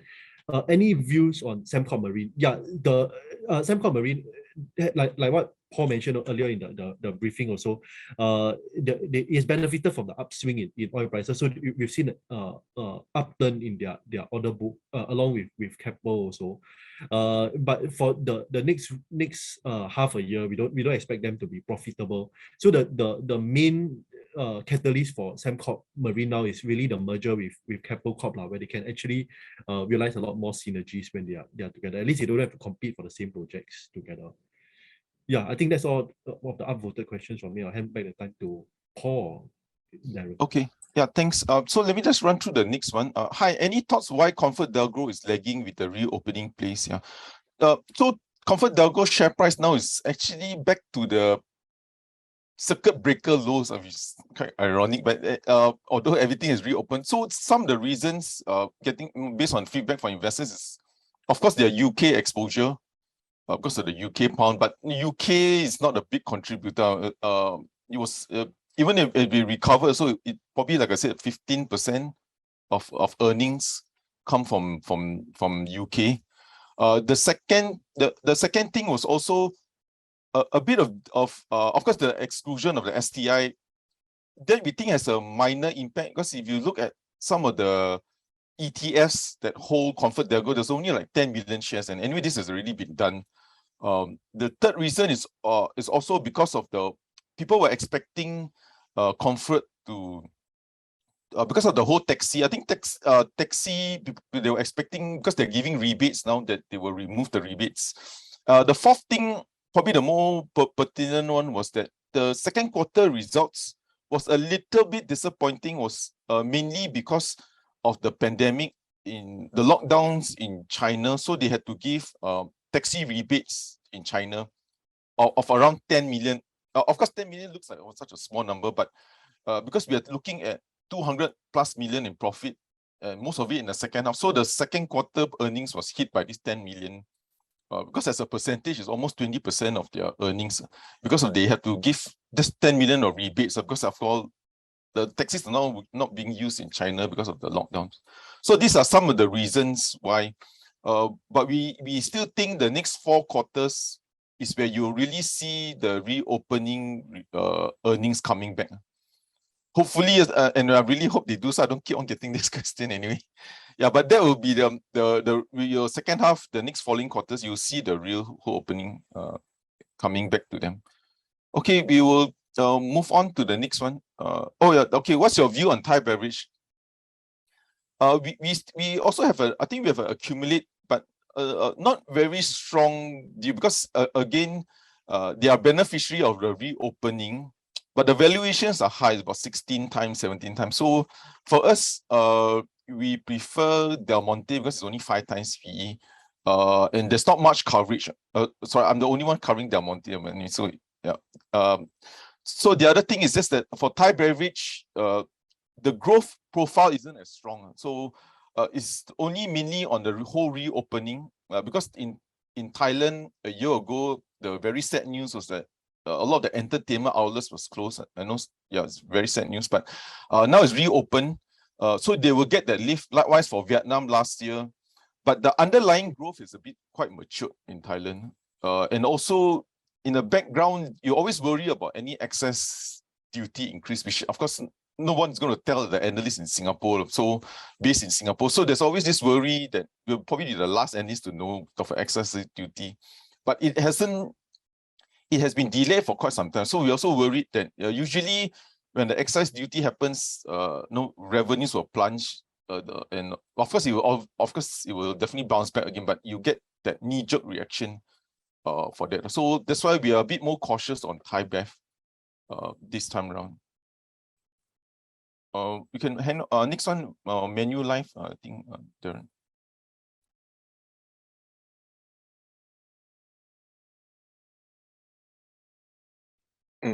Yeah. So from a risk return perspective, how does Manulife REIT compare to Prime US REIT? So on a risk returns perspective, just now, according to that PowerPoint slide that I showed on the valuations and dividend yield, actually they are trading around the same valuations, but we like Prime more because of their resilient portfolio. And Manulife, 2 of their anchor tenants are actually might not renew their lease, so that's about 6% of their rental income. So because of that, it's a huge factor, because the REIT-based model is you collect rent, but then if they don't renew their rents, and then if you have problem securing tenants for that, then you won't collect anything. So basically, that's a huge risk for Manulife when 2 of their anchor tenants, like top 10 tenants, they are not going to renew. So for that, we definitely like Prime more, both on a risk and return perspective. Their hedging ratio is also relatively similar at 86%. Yeah. Oh, okay, thanks. So I'm just going to take, sorry to interject you, Darren. So I'm just going to take this last one before we hand over to Mr. Phua on Malaysia. So we're going to post most of these questions and try to answer them in our P3 community. So apologies if we can't answer everyone. I think that 70. So very sorry for that. So the last one we'll take is global property prices seem to be coming off. Yeah, especially Australia. Any thoughts on Singapore residential going forward from here? We still think it's going to be strong because of the dearth of inventory, but it cannot be too strong. I think the thing to watch for is that if you do a check, whenever property price goes into double digit, I think we highlighted before, more than 10%, that's where the authorities get nervous and you're going to get cooling measures. So long as it's within less than 10%, I think it will be, if you think property can still run, because especially the residents, it's a big number, 80,000 people coming. I'm not sure where they're going to stay, but anyway, there are 80,000 plus new residents in Singapore coming in of course, this even new bursts, if you take up the deaths and new bursts, this is still an influx of people coming into Singapore. So that is also, they will normally go to HDB, then they will do the whole HDB upgrading. So that's why we think property is still very strong. Yeah. Okay, I think I need to end it. Again, I'd like to thank everyone for all your questions, which we will post in community. And again, thank you for joining us, and really appreciative everyone taking their morning. And sorry if we can't answer everyone, we'll just post it on P3. With that, I will hand it over to Roshan. And again, thanks very much for everyone's time here today.